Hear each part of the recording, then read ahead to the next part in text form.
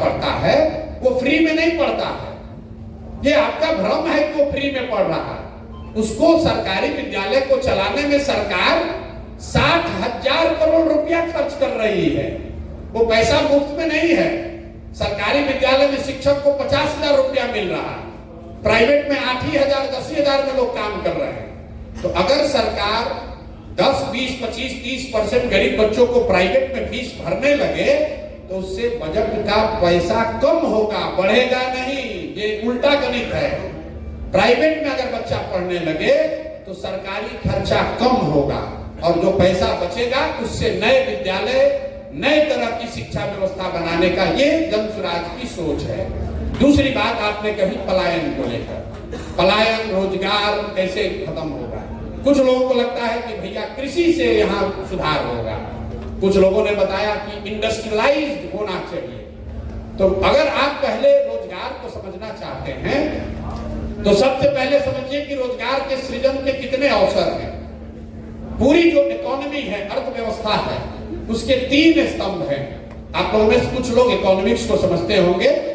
तो एक है एग्रीकल्चर, दूसरा है मैन्युफैक्चरिंग और तीसरा है सर्विस सेक्टर। खेती आप समझ रहे हैं, मैन्युफैक्चरिंग मतलब छोटा बड़ा सब उद्योग, और सर्विस सेक्टर मतलब जो डॉक्टर साहब कर रहे हैं, जो होटल में आप आके बैठे हैं, गाड़ी चल रही है, ये सब सर्विस सेक्टर है। तो पूरी इकोनॉमी को अगर आप समझिएगा तो कृषि और मैन्युफैक्चरिंग दोनों को मिलाकर इकोनॉमी 35% होता है। सिर्फ 35% ही अर्थव्यवस्था कृषि और इंडस्ट्री से रिलेटेड है, 65% सर्विस सेक्टर है। तो कई बार जब आपको लगता है कि सरकारी नौकरी से हमारा कल्याण होगा तो आंकड़ा याद रखिए, पिछले 78 साल में बिहार में कुल 23.25 लाख लोगों को सरकारी नौकरी मिली है। मतलब आज अगर आप चपरासी से लेकर मुख्य सचिव तक सबकी सूची बनाइएगा तो सिर्फ 23.25 लाख लोगों को ही बिहार में आज सरकारी नौकरी है। मतलब 2% से कम लोग। पूरे देश में सिर्फ 3% लोग सरकारी नौकरी करते हैं। इसका मतलब यह है कि किसी भी हालत में सरकारी नौकरी वो जरिया नहीं है जिससे कि पूरे समाज को रोजगार दिया जा सके। दूसरा, अगर इसमें आप प्राइवेट सेक्टर, फैक्ट्री, छोटी बड़ी जोड़ दीजिएगा तो भी 30% से ज्यादा लोगों को उससे नौकरी नहीं मिल सकती है। तो जिन देशों में लोगों को 100% रोजगार मिला, उन्होंने क्या किया? उन्होंने अपने समाज में लोगों को पढ़ाया और पढ़ाने के बाद उनके हाथ में पूंजी मुहैया कराया ताकि हर व्यक्ति कुछ न कुछ रोजी रोजगार कर सके। तो बिहार में पलायन, गरीबी का सबसे महत्वपूर्ण पहलू है पूंजी का न होना। लोगों के पास पूंजी नहीं है। क्यों नहीं जानता? जो पत्रकार है वो भी नहीं पूछ रहा है कि भाई सीडी रेशियो क्यों खराब है।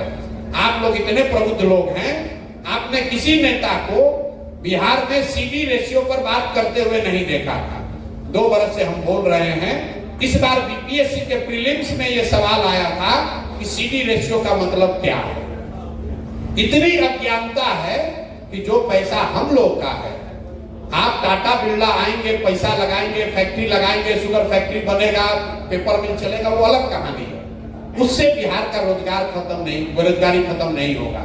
बेरोजगारी खत्म तब होगा जब घर घर लोगों के पास पूंजी की उपलब्धता होगी। हर व्यक्ति कुछ न कुछ छोटा मोटा रोजी रोजगार कर पाएगा।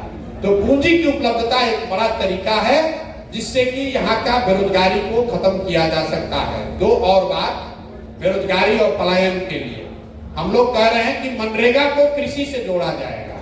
कुछ लोगों ने किसान संबंधित भी सवाल पूछे हैं। तो किसानी को सुधारने के लिए और कृषि आधारित मजदूरों का पलायन रोकने के लिए जन स्वराज कह रहा है कि मनरेगा को कृषि से जोड़ दो। मतलब क्या हुआ कि जो भी किसान अपनी जमीन पर नगदी की खेती करना चाहता है, नगदी की फसल का, कैश क्रॉप का खेती करना चाहता है, उसको मनरेगा का मजदूर मुफ्त में दे दिया जाए। इसका क्या फायदा होगा? इसका फायदा ये होगा कि धान गेहूं की खेती करने के बजाय लोग नगदी फसलों की खेती करेंगे जिससे कि प्रति एकड़ उनकी आय बढ़ सकती है। दूसरा इसका फायदा ये होगा कि बड़े पैमाने पर जो मजदूरों की अनुपलब्धता की वजह से बिहार में खेती छोड़ दिए हैं, वो लोग वापस खेती की ओर जाएंगे। तीसरा सबसे बड़ा फायदा ये है कि जो किसान, जो मजदूर पंजाब और हरियाणा के खेतों में जाकर काम कर रहे हैं, वो बिहार के खेतों में काम कर पाएंगे। और चौथा बड़ा फायदा ये होगा कि मनरेगा का जो पैसा हम लोग दिल्ली में सरेंडर कर रहे हैं, पिछले साल बिहार सरकार ने मनरेगा का सिर्फ 40% पैसा यूटिलाइज किया। 10,000 करोड़ रुपया दिल्ली से मिल सकता था, तो 4,000 करोड़ रुपया आया, क्योंकि उसको खपाने का कोई जगह ही नहीं है। तो वो पूरा पैसा यहाँ इस्तेमाल होगा, मनरेगा की चोरी रुकेगी और कृषि आधारित मजदूर पंजाब हरियाणा में जाकर खेती में काम करने के बजाय बिहार के खेतों में काम करेंगे और उससे खेती की प्रोडक्टिविटी को सुधारने में मौका मिलेगा। तीसरा और अंतिम बात, रोजगार के लिए Jan Suraaj interest subvention scheme की बात कर रहा है। हम लोग कहते हैं कि आपको 4% ब्याज पर लोन मिलेगा। इस बात को समझिए, योजना गरीबी हटाओ योजना नहीं चलाना है, क्योंकि पूरे दुनिया की स्टडी ये कहती है कि जब सरकारी योजना से आपको पैसा मिलता है, उससे आपकी तरक्की नहीं होती है। लेकिन अब जब आप कर्ज लेकर काम करते हैं तो अकाउंटेबिलिटी रहती है, आपकी तरक्की उसमें होती है।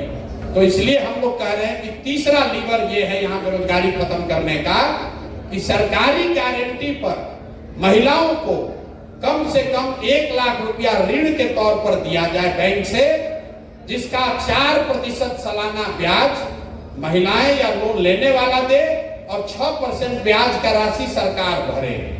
इससे क्या होगा, सिर्फ 6,000, मान लीजिए 1 लाख करोड़ रुपया का लोन लिया गया परिवार में बांटने के लिए, तो सरकार पर खर्चा सिर्फ आएगा 6,000 करोड़ रुपया, जो उस ऋण का ब्याज होगा। तो 6,000 करोड़ रुपया अगर बजट में खर्च किया जाए तो 1 लाख करोड़ रुपया से का इस्तेमाल लोगों के हाथ में आ जाएगा। तो ये 3 बातें हम लोग कह रहे हैं। सीडी रेशियो सुधार कर कम से कम 2 से 2.5 लाख करोड़ रुपया एक्स्ट्रा इन्वेस्ट कराया जाए। दूसरा, मनरेगा को खेती से जोड़ा जाए। और तीसरा, हर वो परिवार जो छोटा मोटा रोजी रोजगार करना चाहता है, उसको 4% सालाना ब्याज पर कर्ज मुहैया कराया जाए, ताकि हर युवा, हर लड़का, हर महिला कुछ न कुछ रोजी रोजगार कर सके। तो शिक्षा और रोजगार को लेकर ये जन सुराज की सोच है, अपना काम। और अंतिम बात समझिए, प्रयास आप करें या हम करें, प्रयास आज हो या 10 वर्ष के बाद हो, करना तो किसी न किसी बिहार के व्यक्ति को ही पड़ेगा। कोई तमिलनाडु का आदमी आकर समस्तीपुर और मुजफ्फरपुर नहीं सुधारेगा, प्रयास किसी न किसी बिहार के आदमी को करना पड़ेगा। इसलिए हम ये प्रयास कर रहे हैं। मुझे ऐसा लगता है कि इस मिट्टी का कर्ज है, इसको वापस करना है। हमारे अपने दादा मजदूर थे, बैलगाड़ी चलाते थे, उनके 7-8 बच्चे थे। इतना भी पैसा नहीं था कि सबको पढ़ाया जाए। सबने आपस में तय करके एक हमारे पिताजी को चुना कि सब लोग मजदूरी करेगा, घर का एक लड़का पढ़ेगा। तो हमारे पिताजी पढ़ लिख कर डॉक्टर बने। हमारे माँ बाप ने हमको पढ़ाया है, सरस्वती की कृपा है, तब यहाँ पर पहुंचे हैं। शिक्षा ही वो जरिया है जिससे बिहार के बच्चों का भविष्य बदला जा सकता है। फैक्ट्री लगाने से नहीं होगा। जब तक हम लोग अपने बच्चों को पढ़ाएंगे नहीं, तब तक बिहार का समुचित विकास नहीं हो सकता है। और लालू नीतीश का सबसे बड़ा गुनाह ये है कि इन्होंने पूरे बिहार से शिक्षा के प्रति चेतना को खत्म कर दिया है। लोग शिक्षित ही नहीं होना चाहते। आदमी सोचता है कि पढ़ लिख कर भी क्या होगा, नौकरी नहीं मिलेगा। जब तक हम लोग शिक्षा के लिए नहीं जागृत होंगे, तब तक सुधार नहीं होगा। और आपसे एक अंतिम, मैं बार बार कह रहा हूं अंतिम बात है, ये अंतिम बात है।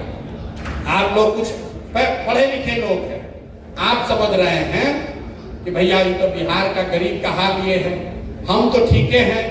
तो मैं आपको बता रहा हूं कि जो पैसे वाले लोग हैं उनका ज्यादा दुर्दशा है, आपकी दुर्दशा ज्यादा है। गरीब का बच्चा जब जाता है बाहर मजदूरी करने, लिख के ले लीजिए 20-25 बरस में जब उसका शरीर थक जाएगा वो वापस बिहार लौटेगा। लेकिन आपका बच्चा पढ़ लिख कर बंगलोर, दिल्ली, बॉम्बे में जब नौकरी करने लगेगा, किसी भी हालत में वो वापस बिहार लौटने वाला नहीं है। अब जो रात दिन एक करके आप पैसा बना रहे हैं, होटल, घर बना रहे हैं, बिजनेस, वो आपके बच्चों के हाथ नहीं लगेगा। कम से कम हम अपने अनुभव के आधार पर कह सकते हैं, हमारे बाबूजी ने बहुत बड़ा बड़ा बिल्डिंग और अस्पताल सब बनाया था। आज वहां दिया बत्ती जलाने वाला भी कोई नहीं है, और हम नालायक की श्रेणी में नहीं हैं, फिर भी उन घरों में कोई दिया बत्ती जलाने वाला भी नहीं है।